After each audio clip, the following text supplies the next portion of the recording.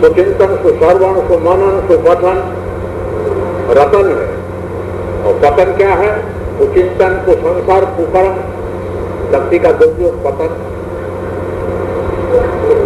इसलिए बोलो हे पुराण परमात्मा, हे पुराण परमात्मा, हे पावन हो जीवात्मा, पावन हो जीवात्मा, सभी बने धर्मात्मा, सभी बने धर्मात्मा, सुखी रहे सब आत्मा, सुखी रहे सब आत्मा, हे पूर्ण परमात्मा,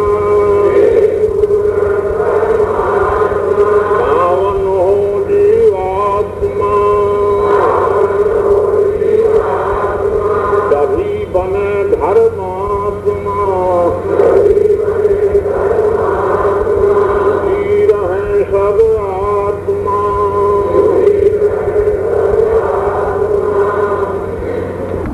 जो परमात्मा पर निर्भर न हो तो सबके आधार हैं, सर्वाधार हैं, परंतु भगत जन उसका अनुभव करते हैं। और आम लोग जो विषासक्त हैं, भौतिक स्तर पर ही अटक गए, झटक गए, लटक गए हैं, उनका विश्वास ऊपर नहीं रहता। जबकि सारे ब्रह्मांड में जितने भी प्राणी पदार्थ हैं सभी परमात्मा पर ही समर्पित हैं, सबके सब विधान पर ही समर्पित हैं। लेकिन फर्क भक्तों में उसका अनुभव हो जाता है, भक्तों को उसका अनुभव नहीं होता। इसलिए अभी आप कथा सुन रहे थे, परमात्मा तपस्या से, तो तपस्या के अहंकार से, इसलिए संतों ने कहा तब ही सुख वैराग में तेज तपस्या माही, और भक्ति से प्रभु होत बस, और मुक्ति जान भी नहीं। तो चार चरण करके बांट के बताया। तो आज की कथा में भी तो बताया गया जैसे गुरु का, तो जब हमारा कोई अपमान करता है तो हमको बुरा लगता है, परंतु अपमान से भी शिक्षा लेने वाले को शिक्षा मिल जाती है, क्योंकि अपमान में भी सम्मान छिपा रहता है और सम्मान में भी अपमान छिपा रहता है। ये आध्यात्मिकता है। घाटे में भी नफा छिपा रहता है, नफे में भी घाटा छिपा रहता है। ये हम लोग नहीं जानते, कौन जानते? भक्त लोग जानते हैं। तो आपने कथा भी सुनी है, उसका संक्षिप्त सारांश बता रहे हैं कि गुरु अपने पिता की गोद में जाकर बैठ जाता है और उसका भाई पहले से बैठा है, तो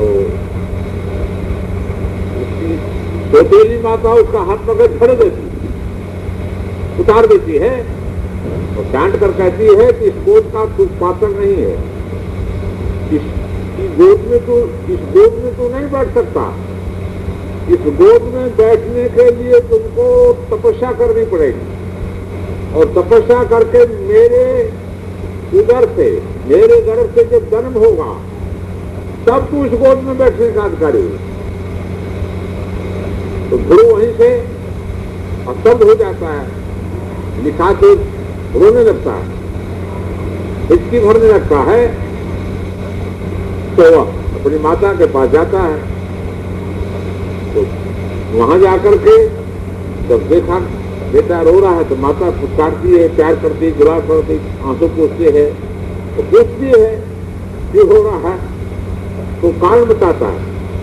तो आप जैसी माता होती तो 10 गो गाली से निकल जाती। साधारण बुद्धि की माता होती तो क्या करती ही नहीं करती, 10 भी तो गाली कर देती। लेकिन उसने कहा बेटा वो ठीक कहती है, तपस्या यदि करोगे तो वो गोदी क्या, आपको परम गोदी मैंने परमात्मा की गोद नहीं मिल सकती, ऐसा उसने कहा। उसकी सौतेले माता ने धमका कर कहा, इतने प्यार से कहा कि बेटा वो ठीक कहती है। उसने ठीक कहा, जो कुछ कहा तो ध्रुव पहले से उनका नाम भी जैसे रखा जाता है तो परंपरा से ही उसका संस्कार अनुसार रखाया जाता है, तो नाम उसका था ध्रुव। तो उसको निकल पड़ा, तो ठीक है अब तपस्या ही होगी। तो कहते हैं गांव के बाहर निकला तो नाग मिल, तो संतों की भाषा उल्टी होती है और अर्थ सीधा होता है, तो सब लोग तो समझते हैं नहीं। तो महर्षि नारद ने कहा अरे कहाँ जा रहे हो, कल तपस्या करने जा रहा हूँ, प्रणाम।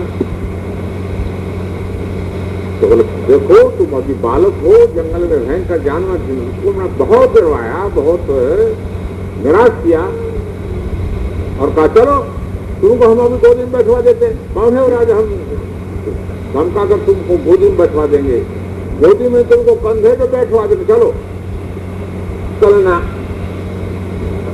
अब मैं वापस नहीं जाऊंगा। और भीतर से नाग खुश हो रहा है, इसका निश्चय आदि एक मेरे पास बताया हुआ है, कहता भिवानी में हरियाणा प्रांत में कहीं भिवानी है, तो उसका शरीर जला हुआ है। तो कमल ने पूछा क्यों जल गया, कल सिद्धि करने के लिए आग लगाई थी, सिद्धि करने के लिए, अभी यही है। और कल मैंने संकल्प किया कि 151 तीर्थ का जल लेकर के मैं तालाब बनाऊंगा। और अब आया है यहाँ तो किसी साधु ने रास्ते में कह दिया कि तू पहले बाबा का शिष्य हो जा, तो यहाँ आया हुआ है तब मैं शिष्य बनूंगा। तो पहले भी किसी साधु से मंत्र लिया हुआ है, तो मैंने कहा तू जो 101 तीर्थ के जल लेकर के संकल्प किया है उसको पूरा करके आओ, तब हम तुमको शिष्य बनाएंगे। तुमने संकल्प पहले कर लिया हमसे पहले, बाद में कर तब ना। तो कहते हमारा पैर थोड़ा कट गया है, इससे मत घबराओ, चिरकुट बांध लो और रोड पर मत चलो, बगल बगल में चलो और पूरा करके संकल्प आओ, तब हम बात करेंगे और नहीं करेंगे। तो उसने कहा 2-4 दिन यहाँ विश्राम, हम विश्राम कर सकते। इस रहस्यात्मक अर्थ को बता रहे हैं कि हमारे साथ जीवन में जो घटनाएं घटती हैं हमारे विकास के लिए घटती हैं, परंतु हम लोग तो पिछली समझ के उससे समझ के अनेक सीधे शब्दों में मोटी समझ के भोजपुरी पूर्वक जिसको कहते हम लोग इस तरह से उस घटना पर रहस्य पर विचार नहीं करते कि क्यों हमारे प्रतिकूल घटना क्यों घटी, किस लिए घटी, इसका भी कोई अर्थ है। अनुकूल क्यों घटी, इसका भी कोई अर्थ है। दोनों का अर्थ है कि वो अर्थ बहरे में होता है, पीछे होता है और व्यवहार सामने होता है। व्यवहार जो है इंद्रियों के सामने होता है, जानकारी में होता है, और उसका स्रोत, उसकी जड़ जो है वो अदृश्य में होती है। ये जो भजन साधन कोई करता है तो उसको उसका पता चलता है। ये मैं बहुत बार कह चुका हूँ, मेरी माँ बहुत बार कौआ आकर बोलता है घर के दीवार पर काम तो कहते कौवा भाई राम राम हो गया तुम्हारा काम, रोटी का टुकड़ा वो लेकर भाग जा तो जाता था। तो हम पूछते क्या काम हो गया उसका? कल वो कहने आया है कि अमुक गांव का कोई अतिथि आएगा, जिसको वहां की भाषा में बेटेऊ कहते हैं, आप लोग का हित कोई आएगा। तो हम लोग हंसते थे कि कौवा को क्या पता कोई हित आएगा, कौवा को तो कुछ पता है नहीं, ऐसा हम लोग समझते थे।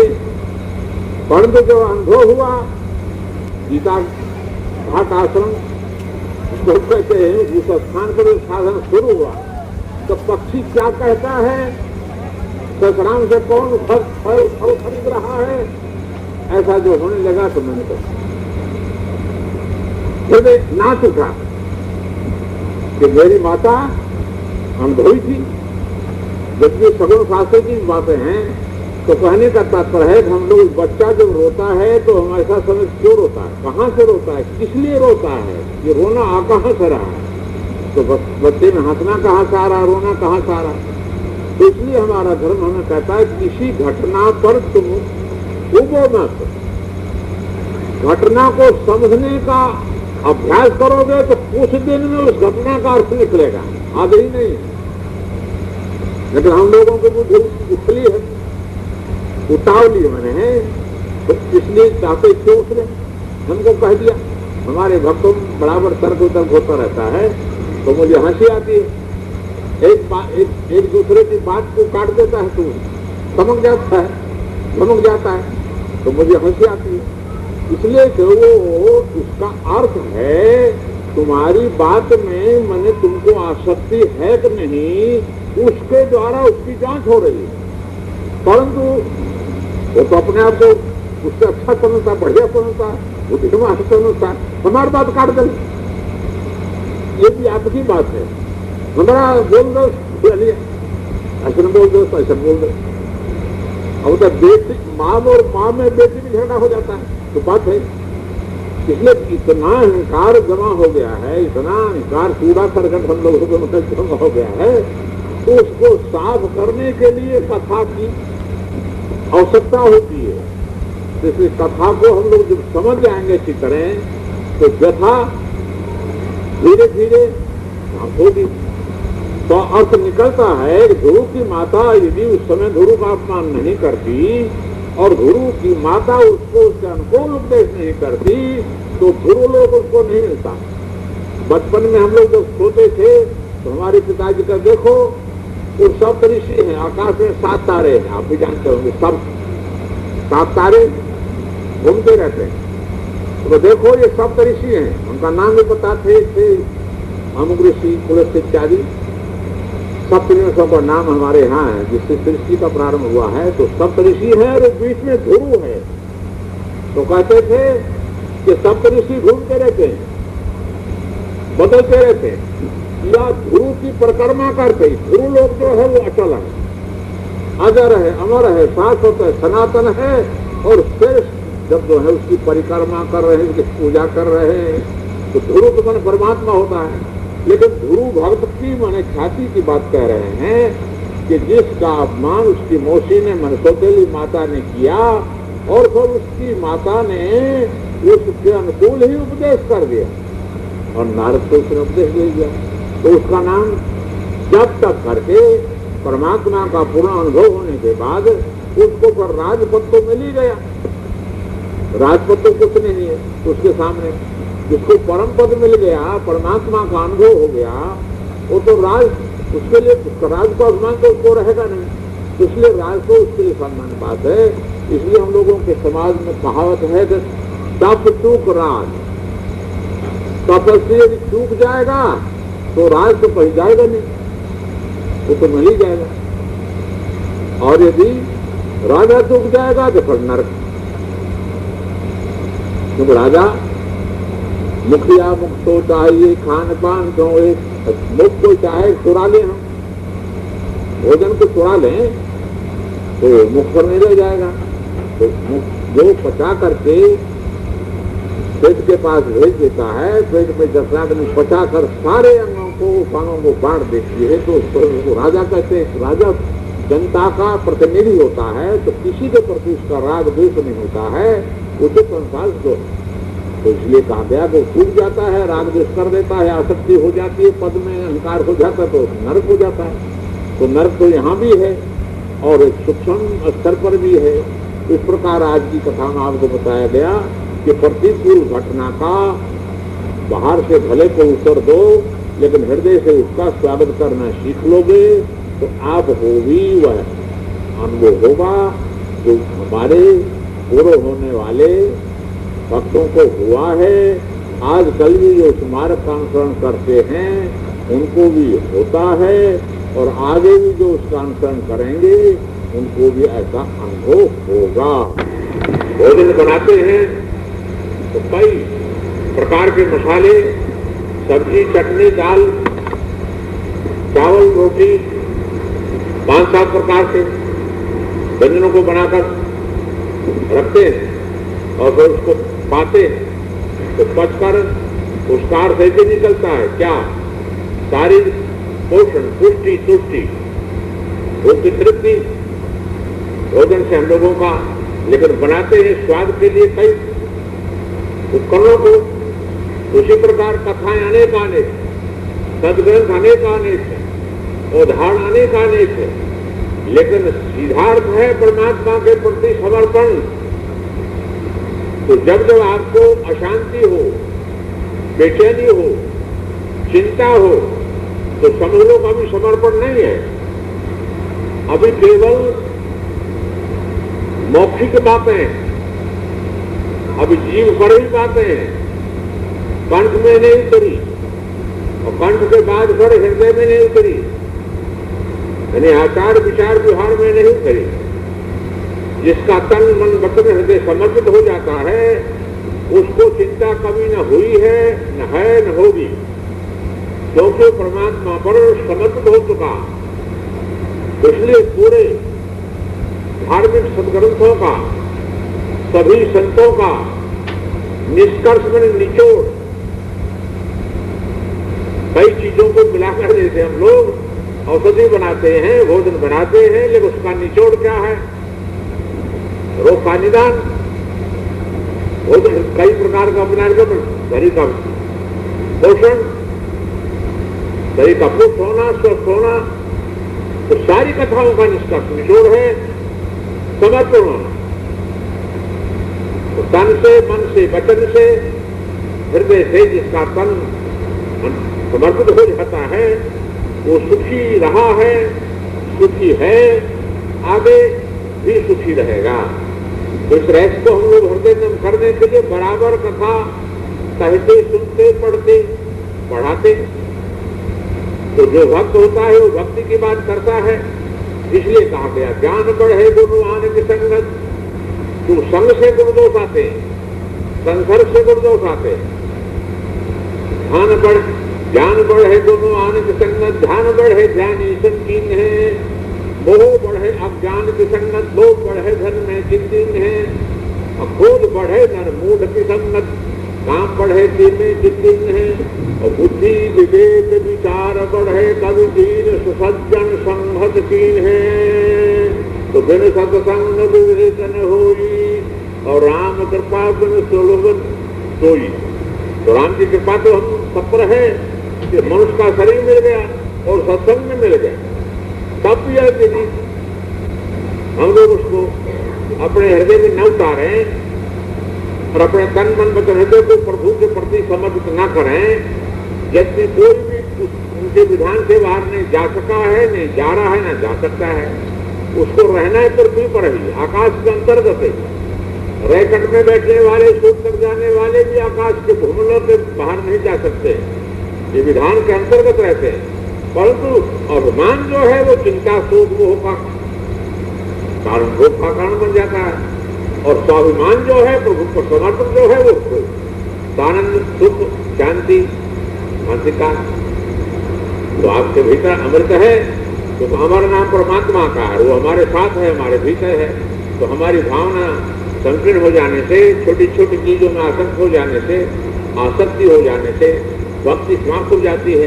इसलिए फिर शाम को आपके सामने अभी कथा होगी 2 बजे के बाद और उसके बाद बढ़कर भी शाम को 4 बजे होगा, इसलिए वो होगी तो असुविधा को तपस्या समझेंगे। क्योंकि भागवत की कथा सुन रहे थे तो जितने में जिसका भी विकास हुआ वो संघर्ष से हुआ, मैंने जिसका भी उत्कर्ष हुआ संघर्ष से हुआ है, तपस्या से हुआ, जप से हुआ है, साधन से हुआ, सुचिंतन सुसर्वण सुसत्संग सत्संग से हुआ, सत्य का संसर्ग करने से हुआ है। तो हम लोग तो अभी कथा सुन ही रहे थे, तो कथा के अनुसार जब तक हम लोग प्रयोग नहीं करते, उपयोग नहीं करते, जैसे भोजन बन गया, भोजन पर व्याख्यान भी हो गया, परंतु जब तक हम लोग पाते नहीं तब तक तो भूख मिटती नहीं, और भूख तृप्त होने के बाद जब तक वो पचता नहीं तब तक शरीर कुछ होता नहीं, संतोष होता नहीं। तो कथा की भी यही बात है कि सुनते ही हम लोग कथा तो कुछ देर के लिए मिट जाती है कथा। कथा मैंने अनावश्यक चिंता शोक मोह तो कुछ देर के लिए उत्पन्न हो जाता है, उसका भी चित्रांकित होता है, वो भी संस्कार बनता है, वो भी कालांतर में काम देगा। परंतु जो तत्काल लाभ लेना चाहते हैं उनको तो अपने बोध से क्रोध को और आसक्ति को भक्ति से समन करना होगा, क्योंकि हम लोग आसक्त होकर किसी वस्तु को साथ नहीं ले जा सकते, न लाए हैं। जब शरीर को हम लोग साथ नहीं ले जा सकते, न ला सकते, विधानानुसार संस्कारानुसार आता है जाता है, तो फिर घर को, संपत्ति को, पद को, नाम को कैसे रह जाए? यानी विचार करने की दृष्टि से बोल रहे हैं कि जो विचार करता है उसके हृदय में जल्दी संस्कारों का संचय होता है। और जो मोटा मोटी कथा, एक कथा है मुझको पुराणों में कथा हो रही थी, पंडित कथा कह रहे हैं, श्रोता सुन रहे हैं। एक सज्जन आए घोड़े पर सवार मार्ग से जा रहे हैं, तो रोक दिया, तो उसने वैराग सब सुन लिया, अभ्यास और वैराग। तो उसने घोड़ा बांध दिया, लिख दिया कि जिसको घोड़े की आवश्यकता हो ले जाएंगे, मैं वैराग और अभ्यास का साधन करने जा रहा। तो जाकर उसने एकांत साधन प्रारंभ किया, साधन करते करते करते करते जो उसको अनुभव हो गया तो आप करता, तो देखा वही कथाकार और वही श्रोता सुन रहे। तो उसने पूछा कितने वर्षों से आप कथा सुन रहे कह रहे हो, और मोह छूटा है कि नहीं? किसी का मोह नहीं छूटा, क्यों नहीं छूटा? क्या आप लोगों ने विचार नहीं किया? तब कथा बातों ने कहा भाई हम लोग सब पर्दों से आवृत हैं, किसी के भीतर मोह के 10 पर्दे हैं, किसी के भीतर 9 है, किसी के भीतर 8 है, किसी के भीतर 7 है। कहा भी गया सप्तावर्ण भेद कर जहां लगे मोहरी गयो जहां प्रभु व्याकुल भयो। यानी हम लोगों के शरीर में 7 आवरण बताए जाते, पर्दे बताए जाते हैं। उनकी व्याख्या नहीं हो, हमें नहीं व्याख्या तो हम लोग प्रतिदिन व्यवहार करते ही हैं। तो पर्दों को जब तक हम लोग धीरे धीरे साफ करते हैं, तो 13 पर्दा पहले का साफ हुआ, एक पर्दा शेष था, तो उन्हें थोड़ा सा अभ्यास किया और बस स्पर्श बोध हो गया। तो जैसे हमने कीर्तन में कहा गोविंद, तो जब हम विचार करते हैं तो उसका अर्थ स्पर्श होता है। गो मन इंद्रियां, गो गोलक माने छेदों को ना माने इंद्रिया, तो हमारी आंखें, कानें, नाक सब ये इंद्रियां। तो इंद्रियां स्वयं प्रकाशित नहीं है, जैसे पंखे स्वयं संचालित नहीं है। अभी करंट फ्यूज हो जाए तो पंखे खड़े रहेंगे, तो पंखे क्यों खड़े हो गए? किसी में करंट नहीं। तो हमारी इंद्रियों को जो संचालक है, प्रकाशक है, कौन है? जीवात्मा, अंतरात्मा, परमात्मा। अब वो जीवात्मा अपने कारण में परमात्मा में सिकुड़ जाए, फ्यूज होकर ऊपर से घुस जाता इंद्रिया, तब हम लोग कहेंगे इसको ले चलो। कहाँ ले चलो? कल घाट पर से चलो, जहाँ जिसका नियम है उसका अनुसार कल इसको ले चलो। क्यों ले चलो भाई? शरीर वैसा ही, सब आंख, कान, नाक, सब पैर, हाथ तो सब दिख ही रहे थे। चलो इसमें जीव नहीं है तो ले चलो इसको। तो इसलिए जब हम लोग विचार करते हैं कि हमारी आंखें नहीं देखती हैं, आंखों के पीछे कुछ देखने वाला और है, फिर मन के पीछे कुछ और है, तो बुद्धि के पीछे और है, तो अंत में परमात्मा ही आंखों के द्वारा दिखते हैं, कानों के द्वारा सुनते हैं, परंतु निमित्त कान होते हैं, सर्वस्व नहीं होते। जैसे कान जब पहले हो जाते हैं तो और शरीर रहता है, परंतु बुराई नहीं पड़ता। इस प्रकार हम लोगों के आचार्य ने बताया कि जैसे अजामिल की कथा वो रसूरी तो बड़ा ही कहते दुराचारी था, लेकिन अंत में उनके पुत्र का नाम ऋषि ने नारायण रखवा दिया। तो नारायण नारायण नारायण नारायण कहते कहते कहते कहते कहते अंत में उसका परमधाम हो गया।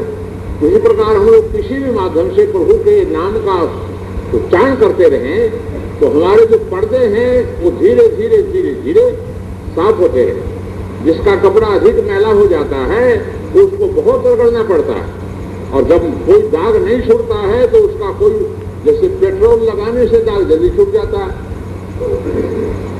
इसी प्रकार हमारे शरीर पर बमौरी हो गई थी तो भक्तों ने कहा कि इसको पेट्रोल लगा दिया जाए, तो क्या जरूरत है, तो लगाया तो एक ही दिन में साफ हो गई। तो कहने का मतलब है कोई चीज सड़ रही है, बदबू आ रही है, तो उसमें सुगंध अधिक डाल दो, एसिड डाल दो तो जो बन रही। इसी प्रकार हमारे भीतर मोह अधिक है, तो प्रभु के नाम की प्रसन्नता का प्रसाद जब का प्रसाद अधिक डाल दो तो ढीला हो जाएगा। कहने का मतलब किसी चीज को बदलने के लिए उससे अधिक अभ्यास की आवश्यकता होती है। तो हमारे भीतर जैसे क्रोध अधिक था तो हम बोध का अधिक अभ्यास करेंगे, हमारे भीतर आसक्ति अधिक है तो हम भक्ति का अभ्यास करेंगे। तो इस प्रकार हमारे भीतर मोह का अधिक अंधकार है तो हम लोग प्रकाश की शरण लेंगे। इस प्रकार हम लोग अपने जीवन को सफल बनाने के लिए अभ्यास करते हैं। और हम बिहार में भौतिक कलाओं में देखते हैं, एक कलाकार जैसे विद्यार्थी जो है प्रथम श्रेणी में पास होता है, वो आयुष हो जाता है, न्यायाधीश जिलाधीश पदाधीश हो जाता है, और विद्यार्थी आउटन होते होते तो संघर्ष करते करते करते अंत में मुश्किल से भाषा ही जान पाता है और कुछ मध्य में रह जाते हैं। तो इस प्रकार है, निराश होने की आवश्यकता नहीं है। जो फेल हो जाता है वो भी साक्षर तो हो जाता है, अक्षरों का ज्ञान तो उसको भी हो जाता है, सामान्य विद्या तो उसको भी आ जाती है। तो भक्ति में भी कि सामान्य चिंतन करने वाला जिसका मन उसमें लगता है कि पहले के संस्कार अधिक सघन हैं, विपरीत हैं, प्रतिकूल हैं, इसलिए उसका मन एकाग्र नहीं होता। तो प्रत्येक बहन भाई से एक बहन तो आ जाए, कल बाबा हम आंख मूंद के बोले ओम नमः शिवाय, तो कान से आवाज आई बंसी तो डर लगे। हम लोग आनंद में मगन हो जाते हैं, उसको सब चाहते हैं, नाथ ब्रह्म कहते हैं उसको, और डर गई कि उसने कभी सुना नहीं उसको। तो जो कभी किसी को नहीं सुनेगा, किसी चीज को नहीं देखेगा, तो एक भक्त आया कल के बाबा घर में बड़ी तकलीफ है, घर में बड़ा झंझट है, इससे हम ध्यान करते इधर बात करते उधर बात करते, मगर हम तो जंगल में रहकर देखो आप आग बोल जाते हैं, तब क्या करोगे?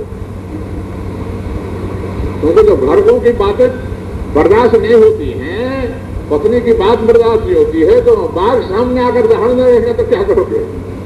सर पर चढ़ जाते, क्या करोगे वहां? तो तुमको पहले यहाँ की सहनशीलता को भी संचित करना चाहिए।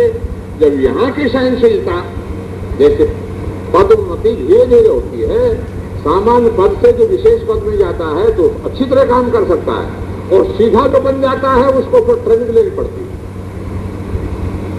इसलिए अधिक बोलना ठीक नहीं है, ऐसा वेद वचन है। आहार विहार संयम से रहना, गीता ज्ञान कथन है। ना बोले तो गूंग कहावे, गूंग कहावे अधिक बोले मतवादी, और ना खर्चे कंजूस कहावे अधिक खर्चे बर्बादी।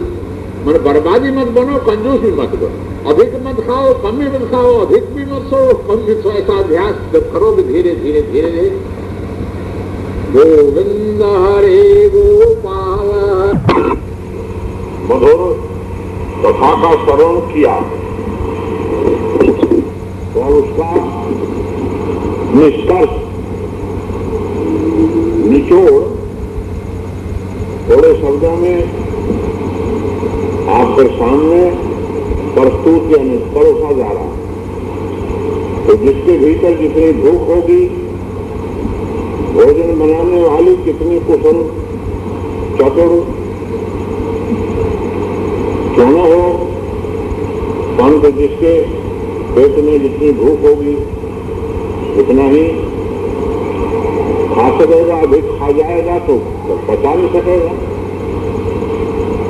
इसी प्रकार कथा तो अनंत है, अथाह है, अनवर्त। सृष्टि के चक्कर में भी कथा की ही एक मधुर प्रश्न कहती है, परंतु हम उसको प्रवाह को समझ नहीं पाते, तो हम लोगों के लिए भाषा बनाई गई। इसलिए हम लोग भाषा के माध्यम से ही समझ को सीख समझ सकते हैं। तो इसलिए भाषा के माध्यम से आपने आज कथा में सुना कि हम लोग दान का भी अभिमान करते हैं, किसी को कुछ देते हैं तो हृदय कहता है दानवान भी इस दुनिया में, दानवान भी सृष्टि में नहीं दिखता कोई, क्योंकि धन का मालिक एक शेख है, तो पुण्य और दान कहाँ से हुई। ये भाव जब आ जाता है तो हमारा शरीर भी जब हमारा नहीं है तो इसके द्वारा जो क्रिया हो रही है वो परमात्मा की ही है, परंतु माध्यम एक शरीर है। आदान प्रदान का एक तरीका भाव मात्र। जब तक ये भाव नहीं आता है तब तक तो बलि जैसा लोगों को सारी व्यक्ति कथा तो एक रूपक होती है और समझने वाला उसका रूप होता है, क्योंकि बिना रूपक के रूप बनता नहीं, बिना उदाहरण के बात समझ में आती नहीं। इसलिए आज के प्रसंग में भगवान लीलाधर में भगवान दान का हमें शिक्षा दी गई है कि जब मांगना होगा तो आपको छोटा होना होगा। क्योंकि साधु लोग कहते हैं मर जाऊं मांगू नहीं अपने तन पे काज, घर कहते आप मिले तो दूध